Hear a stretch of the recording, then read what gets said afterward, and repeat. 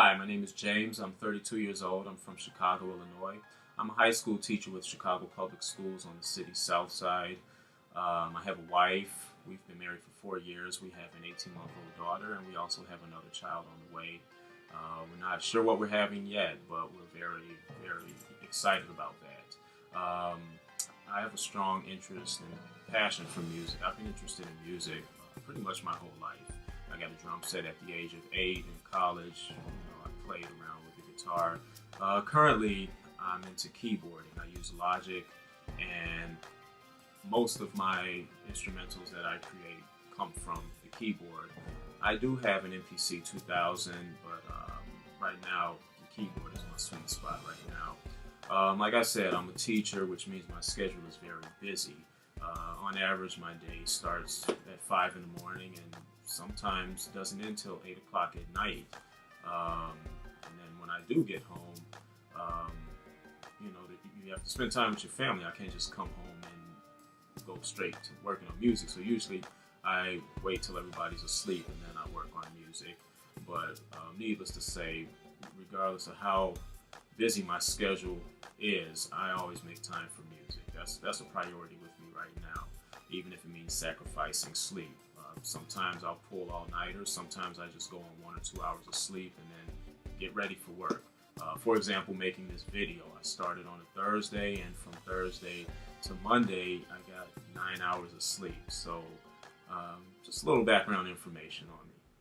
My dream job is to be a music producer. I would love to be creative around the clock instead of having to balance my creativity with my day job. I would just love to just be creative whenever I wanted to be creative. I would love to collaborate with other creative individuals, inspire each other, bounce ideas off of each other, feed off of each other's creative energy. As a music producer, I plan on using part of my success to help inner city youth, to help inspire and motivate them for positive goals.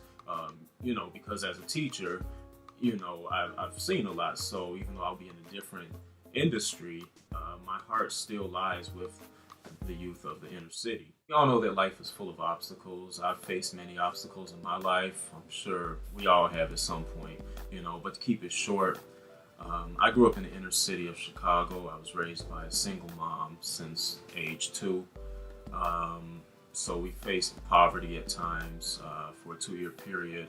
We faced homelessness where we were in and out of hotels, staying with different friends, different relatives. At one point, we had all of our belongings in a U-Haul truck, and that was our home for a few days.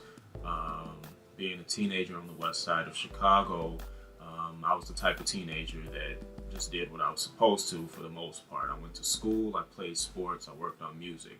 But being in an area that was infested with gangs, whenever they would approach me, they would ask, what gang am I in? What am I about? And I would just say, hey, I just go to school. Well, that was unacceptable at that time. So there was a lot of conflict, while we were living in that area. So we definitely felt the repercussion of my father not being there. But I don't blame my father. I have nothing against him. I love him. At the time, he was young. He did what he thought was best. He was a dream chaser, and it just so happened that his dreams took him out of our house. But since then, in my adult years, we've reconciled. We have a really good relationship. We talk on a regular basis. But anyway, that caused me to vow to myself that I would do better, that my wife and kids would not struggle how I struggled growing up. So as a result, I put family first, even above my own dreams and personal goals. It's been 3 years since I've heard of the recording connection, and I've been trying to save money for the past 3 years, but every time I get a little money saved, whether it be through working overtime or taking on a second job, it seems like something always comes up that we have to use money for. And that's just life. It happens sometimes, but I refuse to give up. I refuse to quit, even though I'm 32 years old and things still have not gotten off the ground yet. I figure as long as I'm living and breathing, it's never too late. So one way or another, this will get done. I feel that I have the passion and the drive to succeed as a music producer because I have a very strong work ethic. I don't mind putting hours, days, weeks into a project as long as at the end of the day it sounds the way I want it to sound. I've been told by some that I'm a perfectionist, but I just see it as, hey, if I'm going to do something, I'm going to do it well. I'm going to be over the top. I'm going to do my best at it.